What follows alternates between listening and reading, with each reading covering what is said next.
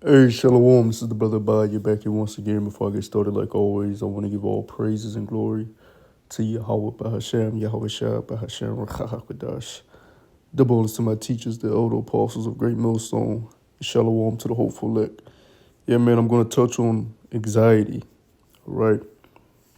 Anxiety is a demon, all right? It's not something normal that the Lord wants his children to become accustomed to. It's something that's, you know, it's in all our, it's a part of all our lives. All right, we all go through it, but we have to overcome anxiety. All right.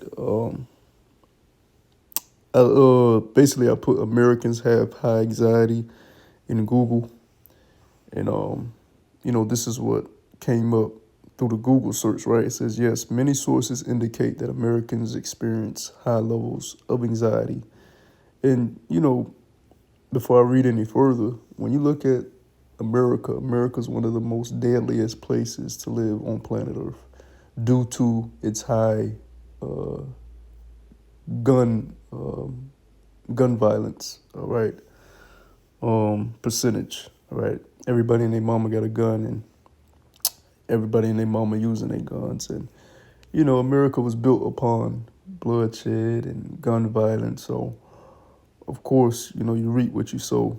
But everywhere you turn, whether it's a mall getting shot up, a theater getting shot up, a school getting shot up, people getting kidnapped, people getting murdered left and right, all type of manners of violence, no matter where you look, that causes high anxiety. All right, you got this video with this guy. We gonna call him Charlie Clips. All right, but y'all know who I'm talking about, the Charlie guy that got popped in front of everybody while he was speaking at that college. And when you show stuff like that on the news throughout the country, that produces a high level of anxiety in everyone, not just Israelites, you so-called Negroes, Latinos, and Native Americans, but the Edomites, you so-called white people. They're experiencing a very high level of anxiety. They see that their country, America, the empire they once loved, is falling. It's starting to fall, and it's becoming worse and worse. It's not getting any better. So they don't. Anxiety is about not knowing what's coming, all right, or what's to happen in the future. Fear of the unknown. That's really what anxiety is. And when you have these Edomites seeing all this stuff going throughout their country right now, they're going through a government shutdown, and then they're forecasting this shutdown to be one of the longest ever. So that produces a high level of anxiety in a person, especially if you're not getting paid, right? But continuing reading, it says, which anxiety is one of the most common mental health concerns in the U.S. Anxiety disorders affect millions of adults each year, with some data suggesting rates have been increasing, particularly among younger adults. Factors like current events, economy, election, gun violence, stress, and lifestyle factors contribute to elevated anxiety. And like I just said,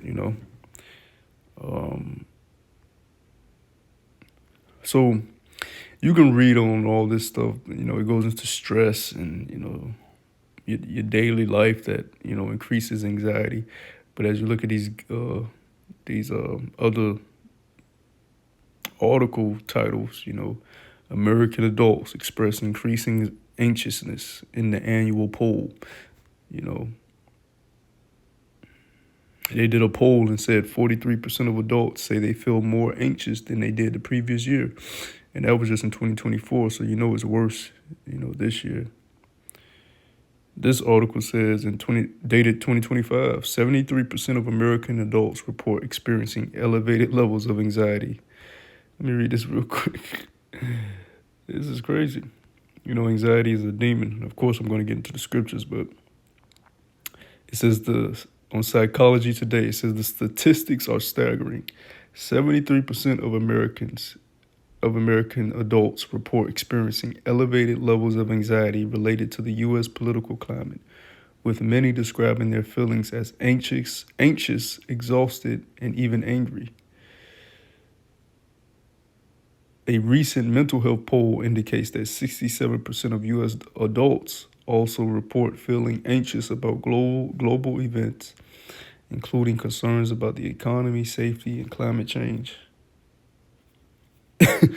Across the nation, people report the same restless nights, racing thoughts, and tight chests. That's really these Edomites saying that, the country that they, you know, God bless America and patriotism, and, they're seeing their republic fall. So they have high anxiety. But us as the children of Israel, the Israelites, we are not supposed to operate with high anxiety. We are supposed to operate within the peace and the comfort and the fear of the Lord. Okay? But anxiety is a demon. Let me get the other article I had pulled up. So it's 4 techniques to slay the demon of anxiety. Let's go all the way down here. It says your skin is crawling. Anxiety is the second demon we must cast out into the desert to die a certain death. And that goes into what the scripture's talking about, putting off that old man. You come into a world based on fear. That old man reacts off fear. Even you got these teenagers, these young dudes, they boast about how they can shoot you and shoot you up and shoot up your block. But really they do that shit out of fear and anxiety. And, they that live by the sword shall die by the sword. So even though you do use weapons as a form of defense, you don't want to live your life like that, man. Because you may murder someone. But just know if you murder someone, your death date is soon approaching, all right? That's how the Lord set it up. Anyways, it says, anxiety stems from a nervous system rattled with a never-ending stream of subconscious fear. This fear is different than the fear that sparks anger. Anxiety can be even more insidious than anger. Whereas anger is typically focused on an easily identified target, anxiety acts covertly like poison, just below the radar, often without a target to lock onto. It slowly and surely erodes confidence, energy, and performance. Anxiety can linger for a long time, since the underlying causes are hard to pin down, and denial often blocks access. So, excuse me. What does anxiety feel like? We experience it as a tension in our stomach, a constriction in our heart, and the feeling that we are crawling out of our skin. We are overwrought with the dread and nervousness, often accompanied by sweaty palms, elevated heart rate, hyperventilation, and problems with digestion and sleep. The behavioral responses to anxiety are procrastination, impatience, erratic behavior, easily triggered frustration, quitting on projects and people, a lack of intimacy, and defeatist, pessimistic attitude. Every one of these is an ingredient of unhappiness, but combined they are a recipe for why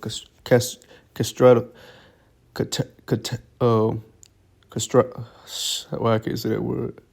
Catastrophic failure. Catastrophic failure, all right? All of these are a recipe for catastrophic failure. Erratic behavior, impatience. The scriptures speak about not being impatient. The scriptures speak about having patience. Procrastination. The scriptures speak about not putting off day to day.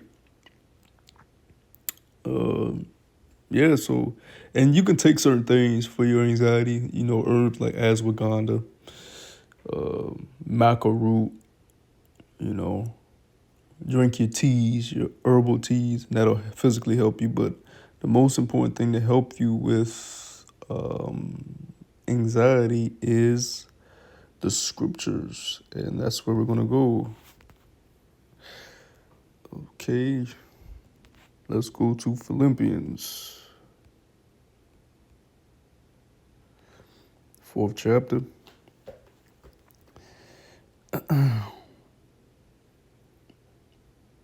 Okay. Let's start at verse 4. Philippians chapter 4, verse 4. Rejoice in the Lord always, and again I say rejoice. Let your moderation be known unto all men. The Lord is at hand. Moderate, not over consuming, not over outputting, keeping that balance, not underperforming, not under outputting, keeping that balance, not over concerning yourself, not under conserving yourself, keeping that balance.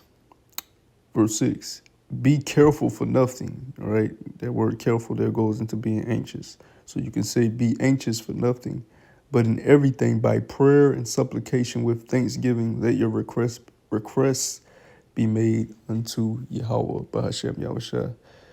Prayer and supplication, man. You have to be in constant prayer, all right? Be in tune with the Spirit, talk to the Lord, be engulfed in the Word, be engulfed in the order that's set before you. If you're in this ministry, if you're in this labor force, if you're amongst brothers, be locked in, be tuned in, all right? These are the things that keep your mind and your spirit intact, and the Lord is in control of all. So at the end of the day, whatever happens, the Lord sanctions it. So you got to put the Lord first, all right? You got to put the Lord first, and that will help you with minimizing your anxiety within this evil world that we live in, because we got to overcome it, all right? That's the task that has been set before us, okay?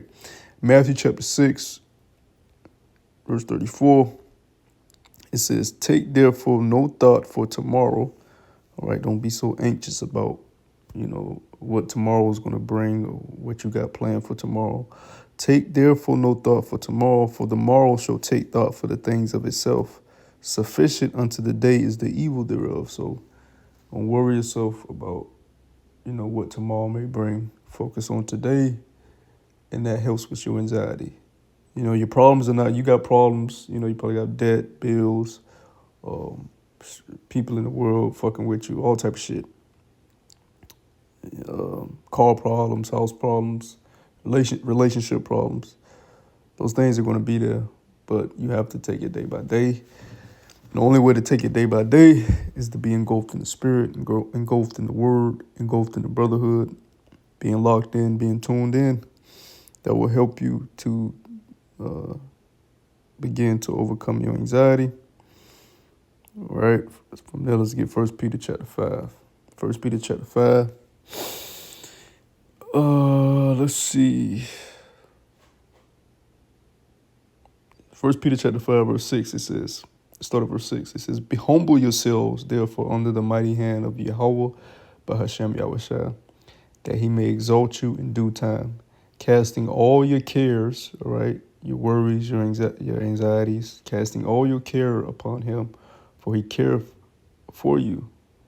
And how do you cast your cares and your anxieties onto the Lord?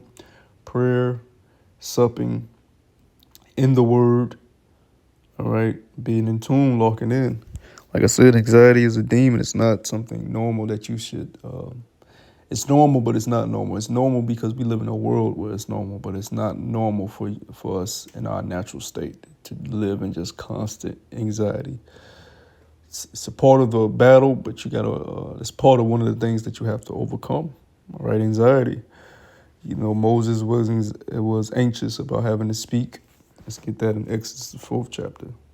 Jeremiah was anxious with him being a youth. So anxiety, is something that you have to overcome.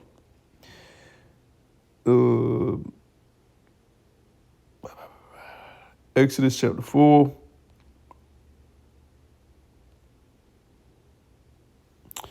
Verse 10. It says, and Moses said unto the Lord, power Yahweh, O my Lord, I am not eloquent, neither hereto, nor since thou hast spoken unto thy servant, but I am slow of speech and of a slow tongue.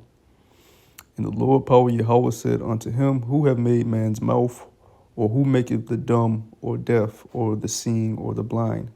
Have not I, the Lord power Yahweh, did this? So Lord is saying, I'm in control. I control the mouths of men. I control who's deaf, and who's blind.